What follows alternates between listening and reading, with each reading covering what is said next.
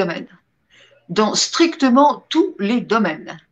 Et c'est tellement vaste qu'on ne va pas donner des, comment dirais-je, des exemples précis, mais parce qu'on ne parlerait que de moi alors dans cette émission, ce qui est absolument pas du tout le propos, évidemment. On se relève de tout, oui. Alors, vous faisiez allusion tout à l'heure au développement personnel en disant c'est peut-être une forme d'impasse. Alors, ça n'est pas peut-être, c'est une impasse absolue, c'est-à-dire que le développement personnel spiritualise le mental, mais le mental reste en place. Donc à partir de là, pourquoi je dis cela? Eh bien tout simplement parce que dans tous les stages, dans tous les enseignements, alors on se réfère à un tel, on se réfère à tel autre, mais on est où? Nulle part. On ne pense pas par soi-même. On dit ah mais je respecte la pensée d'un tel, je fais. Il y a des rites, des rituels. Il y a des ah ça faut pas le faire. Non, non, non, ça, il faut surtout pas le faire. Et puis, il y a encore cette vieille scission, ces castes, féminin, masculin. Vous avez chez les bouddhistes, dans tous les ashrams et dans tous les... Vous avez les femmes d'un côté, les hommes de l'autre. C'est pas Dieu, ça. Hein.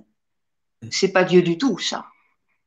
Quand on vous dit ah oui, mais si vous faites cela, vous allez forcément vous attirer les foudres de.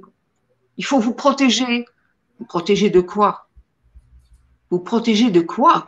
Quand vous êtes Dieu, quand vous avez compris, justement parce qu'il y a eu abstraction du mental, lorsque vous avez compris que vous êtes la lumière en action, lorsque vous avez compris que vous êtes le porteur de la parole christique, lorsque vous avez compris que vous êtes l'ambassadeur de la source sur la terre, expliquez-moi ce qu'il y aurait à faire d'une façon ou d'une autre, ou ce qu'il y aurait à craindre d'une manière ou d'une autre. Suis-je clair?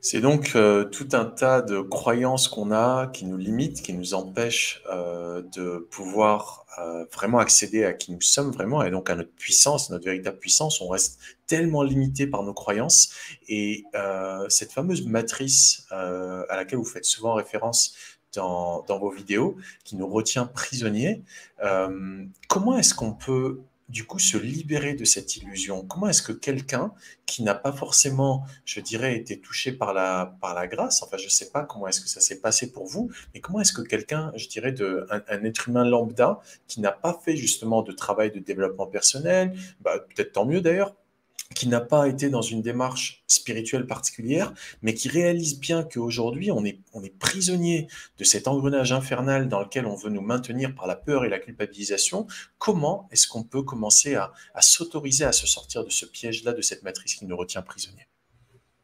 Oui, alors c'est une question effectivement très vaste là encore, parce que vous disiez tout est croyance, effectivement tout est croyance. Qu'est-ce qui se passe avec le mental?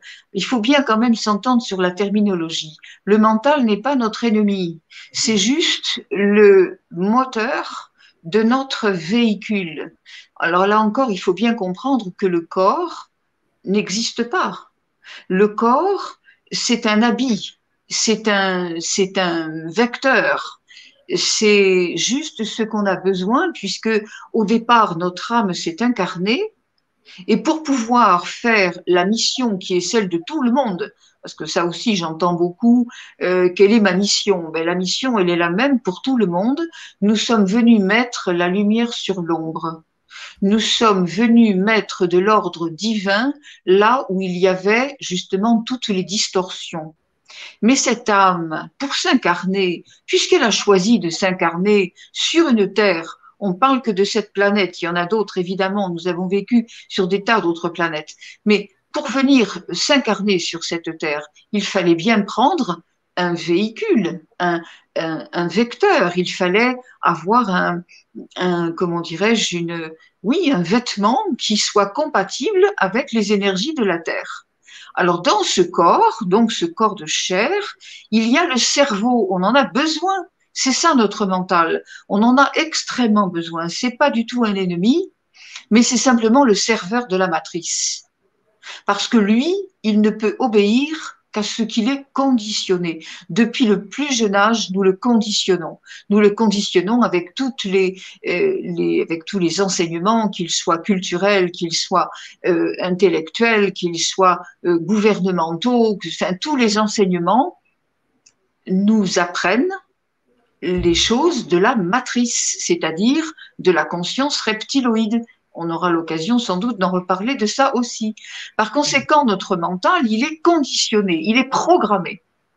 Donc forcément, il va à chaque fois nous induire, non pas en erreur, mais il va nous obliger à aller répondre aux injonctions de la matrice. Alors, comment s'en départir? Vous posiez cette question, comment est-ce qu'on fait déjà pour un être lambda? L'être lambda, déjà, il ne s'intéresse pas à ça. Il n'y pense même pas. Pour lui, la matrice, c'est sa maison, il n'y a pas de souci. Il a appris, voilà, il faut naître, il faut apprendre à parler, à marcher, il faut... ou plutôt le contraire, parce qu'on apprend à marcher avant d'apprendre à parler, d'accord. Il faut travailler, il faut aller à l'école, il faut avoir beaucoup de diplômes parce que comme ça, on aura un bon métier, on va gagner beaucoup d'argent, n'est-ce pas? Et puis, il faut se marier obligatoirement, il faut avoir des enfants. Ah bah oui, si vous n'avez pas d'enfants, vous vous rendez compte, vous n'êtes pas normal. Et puis bon, alors on travaille, et puis on s'en va sur une courbe, puis au bout d'un moment, eh bien, ça va redescendre. Alors, vous allez vieillir, vous vous rendez compte? Vous allez vieillir, vous n'êtes plus utile à rien, là, c'est fini, puisque vous n'êtes plus productif. C'est terminé. Donc, vous allez vieillir. Alors, vieillir, attention, parce que le vieillissement, ça veut dire on devient sénile, on devient malade, enfin, on risque d'être malade, et puis il ne faut pas être à la charge de ses enfants, bien entendu. Donc, finalement, qu'est-ce qu'on a? Le choix de l'EHPAD, et puis à la fin, si tout va bien, on choisit la couleur de son cercueil. Voilà. Eh ben, c'est pas ça la vie, hein. Ça, c'est ce qu'on nous a appris, mais c'est pas du tout ça la vie, du tout.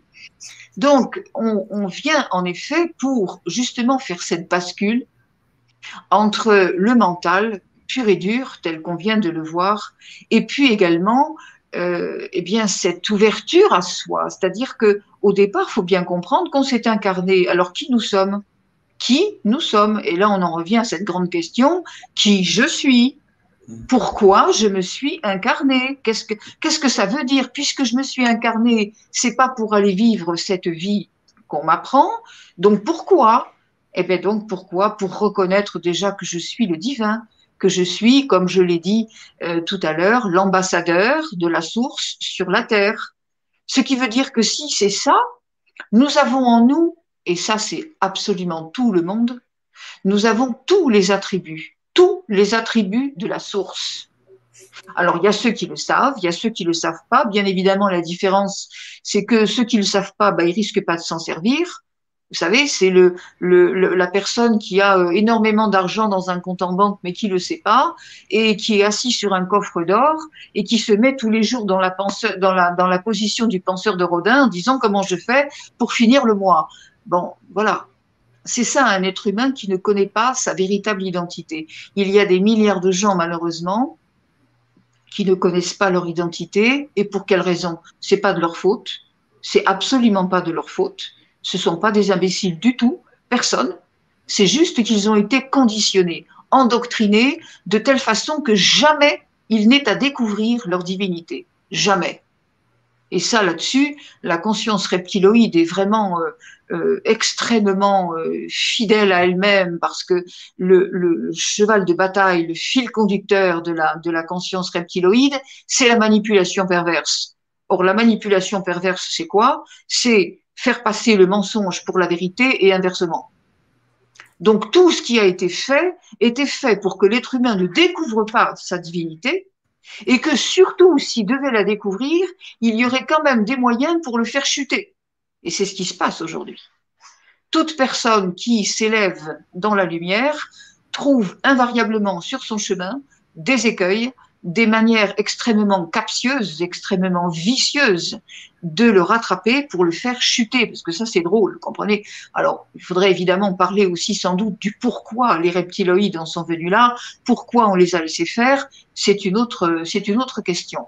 Je voudrais quand même rebondir aussi sur ce que vous disiez, c'est-à-dire comment on se départit de ça. Eh bien, il n'y a pas 36 façons, il n'y en a pas 36, il n'y en a qu'une seule, c'est-à-dire qu'on reconnaisse, qu'on admette ce qu'on n'a jamais osé admettre, c'est on est Dieu. Ah, c'est difficile à dire ça. Je suis Dieu. Et c'est pourtant une vérité totale. Il n'y a pas d'orgueil là-dedans. Il y a de l'orgueil si c'est dit de la manière humaine, si c'est dit avec comment dirais-je, la vision, le prisme de la vision de l'homme séparé, à qui justement on a appris qu'il fallait surtout pas s'imaginer. Non, non, non. On est Dieu, et Dieu, qu'est-ce que c'est que Dieu là encore? C'est pas il y a beaucoup de ce mot. Alors il y a plusieurs mots hein, qui font comment dirais-je, faire des erreurs. Dieu, le mot amour, le mot lâcher prise. Il y a énormément de mots qui sont mal compris et qui malheureusement sont déformés parce que mais Dieu, ça n'a rien de religieux. C'est pas un petit bonhomme qui regarde la terre depuis son ciel avec une barbe. Hein, c'est pas du tout ça. Pas du tout. Dieu, c'est un raccourci pour exprimer en quelque sorte la vie avec un V majuscule, la véritable vie sans laquelle, justement, il n'y a aucune autre vie, aucune autre forme de vie. C'est l'énergie essentielle, c'est l'énergie de la source. Là aussi, sans cette énergie-là, il n'y a pas de vie. C'est pour ça qu'on dit, effectivement, il n'y a pas de forme non plus. La forme n'existe pas. La forme, elle se fait à partir de la vibration, donc à partir d'une énergie. Quand on veut changer quelque chose dans la matière, on ne change pas la matière, on change sa vibration. Et à partir de là, la matière plie, elle se transforme.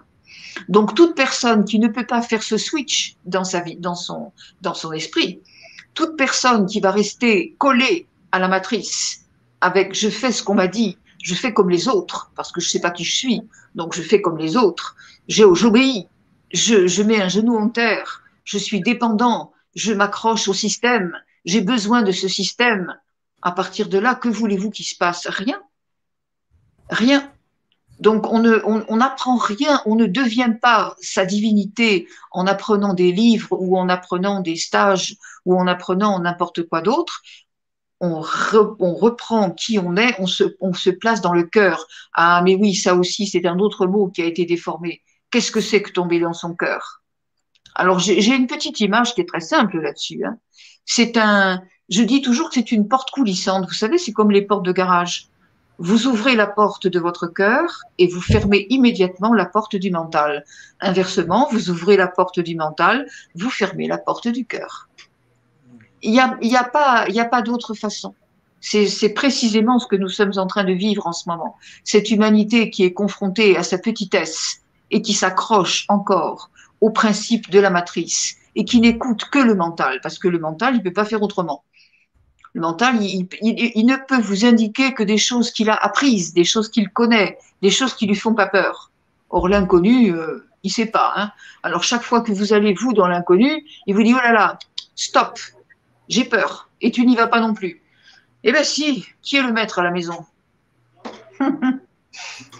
Voilà, oui, je sais, après, mais Aïssa, il faut pas me brancher parce que voilà, après, il faut me tuer hein, pour que j'arrête de parler. Non, mais de toute façon, je le sais.